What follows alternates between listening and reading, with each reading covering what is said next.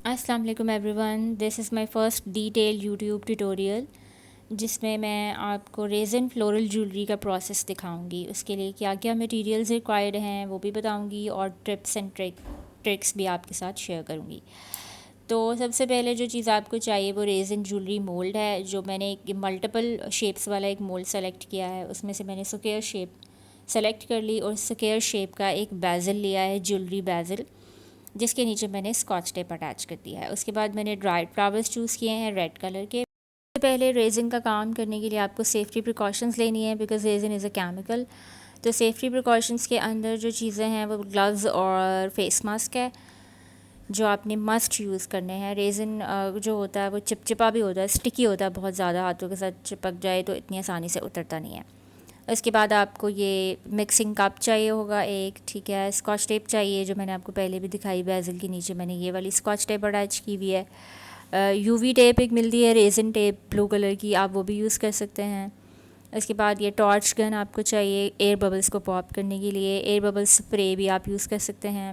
मेरा torch gun ख़राब हुआ हुआ है तो मैं ये बड़ी वाली हीट गन यूज़ करूँगी, ठीक है। तो अब हम स्टार्ट करेंगे प्रोसेस को। ये रेज़न का जो रेज़न मैं एक्चुअली यूज़ कर रही हूँ ये एपॉक्सी आर्ट रेज़न है जो HMS केमिकल्स वालों का है, और ये हाई ग्लॉस है और इसमें बहुत कम एयर बबल्स बनते हैं। तो ये सब बेसिक मटेरियल्स हैं जो आपको कोई भी रेज़न ज्वेलरी का सेट बनाने के लिए जो है वो चाहिए, ठीक है। ये रेज़न की बैंगल्स मैंने बहुत सालों पहले, 2-3 साल पहले बनाई थी, जो मैंने पहनी हुई है इस वक्त। और अब सबसे पहले क्या करेंगे, ग्लव्स पहनेंगे, ठीक है। ग्लव्स क्योंकि सेफ्टी प्रिकॉशन है, हमने पहनने ही पहने हैं रेज़न का काम करते हुए। सबसे पहले हम अपना मिक्सिंग कप लेंगे और उसमें रेज़न मिक्स करेंगे। रेज़न के दो पार्ट्स हमारे पास आते हैं एपॉक्सी रेज़न के, part A and B. Part A resin होता है और बी हार्डनर होता है। तो सबसे पहले हम पार्ट ए ऐड करते हैं और इसमें फिर बाद में पार्ट बी ऐड करके मिक्स करते हैं। ये 2:1 की रेशो में मिक्स होते हैं। तो रेज़न की रेशो 2 होती है और हार्डनर की 1 होती है। तो मैं विदाउट वेइंग स्केल इसको मेजर करने का आपको एक तरीका बता रही हूँ जो मैं यूजुअली रेज़न ज्वेलरी बनाने के लिए करती हूँ। अब मुझे क्योंकि प्रैक्टिस हो गई है तो मेरी अमाउंट हमेशा एक्यूरेट ही होती है।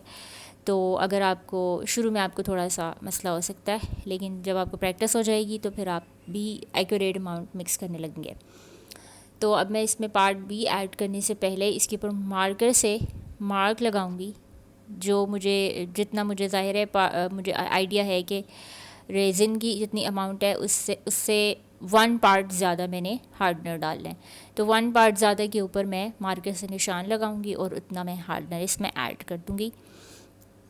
तो क्या होगा, accurate amount of part A and B mix हो जाएगी। यहाँ पे मैं आपको ये ज़रूर बताना चाहूँगी कि रेज़न और हार्डनर का जब आप मिक्सचर बनाएंगे आपने इसको बहुत अच्छे तरीके से मिक्स करना है। अगर आप इसको अच्छे से मिक्स नहीं करते तो वो प्रॉपरली क्योर नहीं हो पाएगा। Whether you are doing any mica colour in it और एल्कोहल इंक, अगर आप नहीं भी यूज़ करें तो भी आपने इसको बहुत अच्छे तरीके से मिक्स करना है। तो अभी आप देखेंगे, आप यहाँ पे मैं रेज़न को बहुत अच्छे से मिक्स कर रही हूँ। आप मतलब बहुत ज़्यादा रफली मिक्स नहीं करना, जेंटली मिक्स करना है ताकि एयर बबल्स ज़्यादा ना बने, ठीक है। और एयर सर्कुलेशन जितनी ज़्यादा होती है उतने एयर बबल्स बनते हैं रेज़न में। तो आप देख सकते हैं I am gently mixing the resin. अच्छा, रेज़न कप के अंदर, मिक्सिंग कप के अंदर जो एयर बबल्स बन जाते हैं उनको पॉप करने के लिए मैं थोड़ी सी हीट इसको दे देती हूँ। अब मुझे कंसिस्टेंसी से लगा कि हार्डनर कम है तो मैंने इसमें थोड़ा और हार्डनर ऐड किया। अब मैं एक्चुअल प्रोसेस स्टार्ट करने वाली हूँ, जिसमें मैं सबसे पहले ये मैंने थोड़ा रेज़न को जब सेट करने के लिए आप साइड पे रखते हैं तो उसकी एयर बबल्स की एक लेयर ऊपर आ जाती है, उसको पॉप करने के लिए मैं अगेन हीट गन देती हूँ। ये छोटी छोटी ट्रिक्स हैं रेज़न को यूज़ करने की। अब मैं सबसे पहले रेज़न बेजल में ऐड करूँगी, जो मैंने बेजल के नीचे स्कॉच टेप लगा के रखी भी है, उसमें रेज़न पोर करूँगी। और मुझे ट्रांसपेरेंट क्योंकि बनाना है पहले तो मैं ट्रांसपेरेंट रेज़न पोर कर रही हूँ। और इसके बाद मैं इसमें फ्लावर ऐड करूँगी, और फ्लावर ऐड करने का भी एक ट्रिक है। इसके बाद मैं टूथपिक से बेजल के कॉर्नर से एयर बबल्स रिमूव करूँगी। कॉर्नर्स के ऊपर टूथपिक्स फेरने से ये होगा कि एयर बबल्स ऊपर आ जाएंगे और वो पॉप हो जाएंगे। अब एक मरतबा हीट गन से सारे एयर बबल्स को जो है वो मैं पॉप कर दूँगी, जो इसकी ऊपर वाली सरफेस पे आए हुए होंगे।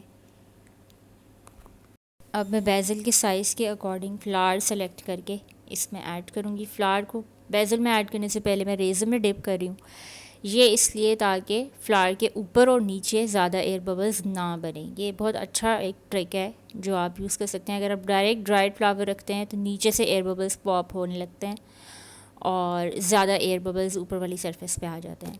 अगर आप रेज़न में डिप करके रखते हैं तो एयर बबल्स इतने ज़्यादा नहीं आते हैं। को रखने के बाद बेज़ल के अंदर अच्छे से एडजस्ट करना है, इसके सारे कॉर्नर्स को अच्छे से प्रेस करना है ताकि कोई भी एयर बबल्स हैं तो वो ऊपर के लिए सरफेस पे आ जाएं और फिर हम उनको हीट गन से पॉप कर दें। ठीक है, एयर बबल्स जो हैं एक्चुअली पॉप करना मैं बार बार आपको इसलिए कह रही हूँ, बहुत ज़रूरी है रेज़न में, क्योंकि ये आपके काम की नीटनेस को ख़राब करते हैं एयर बबल्स। अगर किसी भी प्रोडक्ट में एयर बबल्स होंगे तो वो ज़ाहिर है अच्छी नहीं लगेगी, इतनी नीट लुक नहीं देगी। अब मैं इसके ऊपर मज़ीद रेज़न का टॉप कोट कर रही हूँ ताकि बेज़ल जो है वो फुली रेज़न के साथ फिल हो जाए। सबसे पहले जो मैंने रेज़न डाला था बेज़ल में वो मैंने इतनी अमाउंट में डाला था कि वो फुल ना हो। ठीक है, आपने इस बात का ध्यान रखना है, ये नहीं है कि फ़र्स्ट टाइम में इतना पोर कर लेंगे बेज़ल से बाहर आने लगे रेज़न। तो क्योंकि रेज़न बहुत फ़्लोई होता है, इट्स अ फ़्लोई मटीरियल, ये अपनी मर्ज़ी से फ़्लो करता है, कहीं पे भी फ़्लो कर जाता है। अब मैं टूथपिक की हेल्प से मज़ीद एयर बबल्स को पॉप कर रही हूँ जिसकी सरफेस पे हैं, ताकि वो मेरी जो एक लुक है प्रोडक्ट की वो नीट हो जाए। तो पेंडेंट हमने रेडी कर लिया। अब मैं जा रही हूँ एयरिंग्स की तरफ। अब मैंने मल्टीपल शेप्स वाले मोल्ड में से स्क्वायर शेप के ही जो हैं एयरिंग्स उनको चूज़ करना है ताकि मेरा सेट कंप्लीट हो।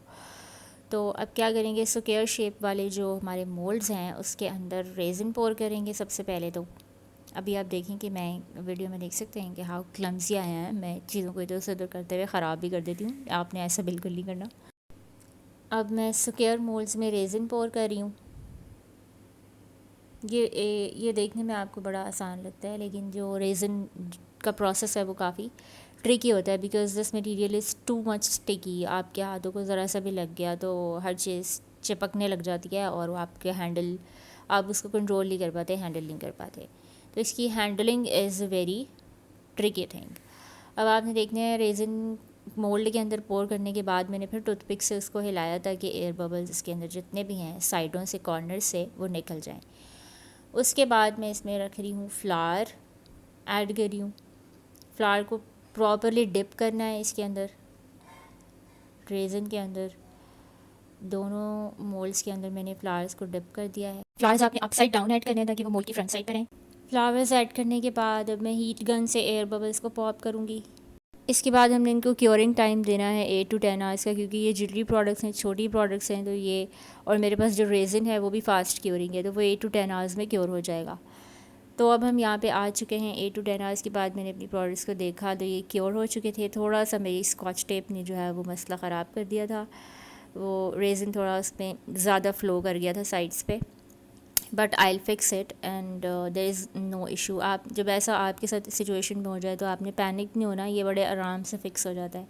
आप साइड से जो है वो कटर के साथ रेज़न को उतारेंगे और उतारने के बाद अगर आपकी टॉप लेयर ख़राब है तो उसको थोड़ा सा ग्राइंड कर लेंगे या सैंड कर लेंगे और उसके बाद फाइनल लेयर पोर कर देंगे, तो आपका जो प्रोडक्ट है वो बिल्कुल सही हो जाएगा। आप देख सकते हैं मैंने नोज़ प्लाई से साइड वाला रेज़न बड़े आराम से उतार लिया है। ये बेज़ल्स के साथ से बहुत आराम से उतर जाता है, इसमें आपने परेशान नहीं होना, पैनिक नहीं होना।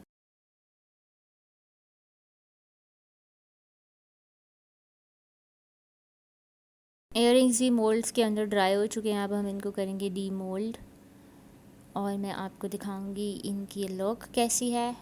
राइट नाउ इनकी लुक कुछ इस तरह की है। बीच में मेरा 2.5 साल का बेटा भी आ जाता है काम करने आने के लिए, बहुत ही ज़्यादा नॉटी है माशाल्लाह। आप देख सकते हैं इनकी लुक अभी, क्योंकि मेरा ये मोल्ड काफ़ी टाइम्स मैंने इसको यूज़ किया हुआ है तो इतनी शाइनी लुक नहीं आई है। तो मैं क्या करूँगी, टॉप लेयर्स को सैंड करूँगी और फिर उसके ऊपर एक फ़ाइनल लेयर पोर करूँगी। सैंडिंग जो है वो एक ऐसा पार्ट है रेज़न ज्वेलरी का जो कि बहुत ही अच्छे रिज़ल्ट्स देता है। आपकी जो प्रोडक्ट है वो विदाउट सैंडिंग और टॉप कोटिंग इतनी अच्छी, इतनी शाइनी नहीं होती जितना सैंड करने के बाद जब आप उसको टॉप कोट करते हैं तब वो हो जाती है। जो बेज़ल वाला जो है इसको मैं बहुत केयरफुली कर रही हूँ ताकि बेज़ल की जो साइड्स हैं वो मैं सैंड ना करूँ, सिर्फ मैंने अंदर वाला पोर्शन इसका सैंड करना है। इसी तरह से जी मैंने रेज़न जो इयररिंग्स वाले शेप्स थी स्क्वायर उनको भी सैंड कर लिया। अब यहाँ पे मेरा कैमरा टिल्ट हो गया था जो कि मुझे नहीं पता चला, मैं काम में बिज़ी थी तो मैंने कैमरे की तरफ ध्यान नहीं दिया। अब इस पार्ट में मैं इन सब तीनों प्रोडक्ट्स को टॉप कोट करूँगी रेज़न के साथ। अच्छा, मैं आपको बताती चलूँ कि मैं रेज़न का अभी सिर्फ ये बेसिक चीज़ें का आपको सिखा रही हूँ और this is totally free of cost. तो अगर आप सीखना चाहते हैं बेसिक टू एडवांस लेवल तो आप मेरा चैनल सब्सक्राइब कर लें। मैं इंशाल्लाह रेज़न की बड़ी प्रोडक्ट्स जो होम डेकोर प्रोडक्ट्स हैं उनकी भी वीडियोस वेरी सून आपके लिए यहाँ पे अपलोड करूँगी और जिसमें आप लोग फ्री ऑफ कॉस्ट रेज़न की डिफरेंट चीज़ें बनाना सीख सकेंगे। अब आते हैं प्रोसेस की तरफ। रेज़न की टॉप कोटिंग जो है वो दैट इज़ ऑल्सो क्रिटिकल। आपने बहुत थोड़ी अमाउंट डालनी है जो इर्द गिर्द फ्लो ना कर जाए, ठीक है। फ़्लो करने से आपकी प्रोडक्ट की नीटनेस ख़राब ना हो। ठीक हो गया। पहले मैंने पेंडेंट वाले के ऊपर जो है वो टॉप कोट किया है, उसके बाद मैं इयररिंग्स वालों को टॉप कोट करने लगी हूँ। इसमें जो था वो फ़्लो करने के चांसेस ज़्यादा थे, इसलिए मैंने बहुत ही कम अमाउंट रेज़न की रखी। और अच्छा, ये स्क्वायर शेप्स मैंने एक रेज़न सिलिकॉन मोल्ड के अंदर रखे मैं, ताकि अगर नीचे स्टिक भी हो जाए तो इजीली निकाल सकूं मैं। जी ये लास्ट पार्ट है जिसमें हमारी टॉप कोट भी क्योर हो गया था। अब मैंने सोचा कि मैं थोड़ा सा ब्लैक कलर इसकी बैक साइड पे ऐड करती हूँ to add more beauty to my products. अब मैंने तीनों प्रोडक्ट्स को उल्टा करके रख लिया है। मैं इसकी बैक साइड पे ब्लैक कलर का रेज़न अप्लाई करने वाली हूँ जो मैंने पहले से मिक्स करके रख लिया था। इसमें मैंने ब्लैक मेकअप पाउडर यूज़ किया है जो काफ़ी शाइनी और अच्छा है। तो अब मैं ये पहले पेंडेंट की बैक साइड पे अप्लाई करूँगी। अगेन इसमें आपने वही टिप यूज़ करनी है कि आपने बहुत कम अमाउंट ऑफ रेज़न पोर करना है इस सरफेस के ऊपर ताकि वो फ़्लो ना करे। अगर फ़्लो कर जाएगा तो आपकी प्रोडक्ट की नीटनेस ख़राब हो जाएगी। और इसी तरह मैंने इयररिंग्स की बैक साइड के ऊपर भी ब्लैक रेज़न पोर कर दिया है। अब इसके बाद फिर इसको 8 to 10 आवर्स की क्योरिंग टाइम देंगे और वेट करेंगे फाइनल प्रोडक्ट का। यहाँ पे जी आप देख सकते हैं ये ड्राई हो चुके हैं और ये देखें जी हमारी फाइनल प्रोडक्ट की look, how beautiful it is. Transparent भी प्यारा लगता है लेकिन ब्लैक बैक पे लगाने से ये बहुत ही ज़्यादा प्यारा हो गया है, यू कैन सी दैट। अब मैं इनकी फिनिशिंग की तरफ जाऊँगी। फिनिशिंग के लिए जो सप्लाईज रिक्वायर्ड थी मैंने पहले से कलेक्ट करके रखी थी। ये हैंड ड्रिल है, इलेक्ट्रिक हैंड ड्रिल जो कि होल्स ड्रिल करने के काम आती है। तो मैंने इयररिंग्स के अंदर होल्स ड्रिल करने हैं सबसे पहले to make them more beautiful. मैंने एक आइडिया सोचा कि मैं इनको थोड़ी सी झुमका लुक दूंगी। तो झुमका लुक देने के लिए मैंने इन इयररिंग्स की एक कॉर्नर के ऊपर 3 होल्स ड्रिल किए। प्रोडक्ट क्लीनिंग के लिए मैं बेबी वाइप्स यूज़ करती हूँ जो बहुत ही अच्छा काम देते हैं। यहाँ पे मैं इनमें होल्स ड्रिल कर चुकी हूँ, आप देख सकते हैं 3 होल्स मैंने ड्रिल किए हैं। कनेक्टर मैंने निकाल के रखे हैं और कुंडा मोती जो होता है जो झुमके के नीचे लगता है वो निकाल के रखे हैं ताकि मैं इसमें ऐड कर सकूँ। पहले मैंने सोचा कि मैं इसमें शैम्पेन कलर के टीयर ड्रॉप्स वाले जो बीड्स होते हैं वो भी ऐड करती हूँ, जो कि मैंने ऐड किए भी लेकिन बाद में मैंने उनको मिस करा दिया क्योंकि मुझे वो थोड़े ज़्यादा फैंसी लुक देने लग गए, जबकि मैं इन इयररिंग्स को डिसेंट से लुक देना चाहती थी। अब यहाँ तक जो लोग मेरी वीडियो देख रहे हैं इसका मतलब है कि वो बड़े सीरियस हैं रेज़न आर्ट को सीखने के बारे में। तो काइंडली भी मेरा चैनल ज़रूर सब्सक्राइब करें ताकि आप मज़ीद चीज़ें रेज़न प्रोडक्ट्स बनाना मज़ीद इसमें सीख सकें। यहाँ पे मैं इन झुमकों के पीछे स्टड ऐड करने लगी हूँ ताकि हम जाहिर सी बात है किसी चीज़ से कानों में पहनने भी था। स्टड्स ऐड करने के लिए मैंने एल्फी यूज़ किया है क्योंकि किसी भी तरह की सिलिकॉन ग्लू रेज़न के साथ स्टिक नहीं हो सकती। तो एल्फी जो है ये नॉर्मल हमारे मार्केट में मिल जाती है बहुत ईजीली और बहुत चीप है। तो आप इसको यूज़ कर सकते हैं स्टड्स को अटैच करने के लिए। अभी मैंने स्टड्स अटैच करके साइड पर रख देने हैं। उसके बाद मैंने पेंडेंट के अंदर चेन ऐड करनी है। यहाँ तक का ये जो फाइनल स्टेप्स का प्रोसेस है ये बड़ा सेटिस्फाइंग होता है। अब मैं पेंडेंट क्लास्प ऐड करूँगी पहले तो पेंडेंट में और उसके बाद इसमें चेन डाल दूँगी। This is a very simple and easy process और आप देखेंगे कि कितना खूबसूरत पेंडेंट बन के फाइनली तैयार होगा। ही यू गो गाइस, पेंडेंट की फ़ाइनल लुक आप देख सकते हैं। इयररिंग्स की फ़ाइनल लुक मैं आपको प्रॉपर शूट करके दिखाऊंगी। So here you go guys, this is the final look of our resin floral jewelry. And please let me know about my work in the comments below. आप मुझे ज़रूर बताएं, like करें, subscribe करें, share करें। And yes, thank you for watching.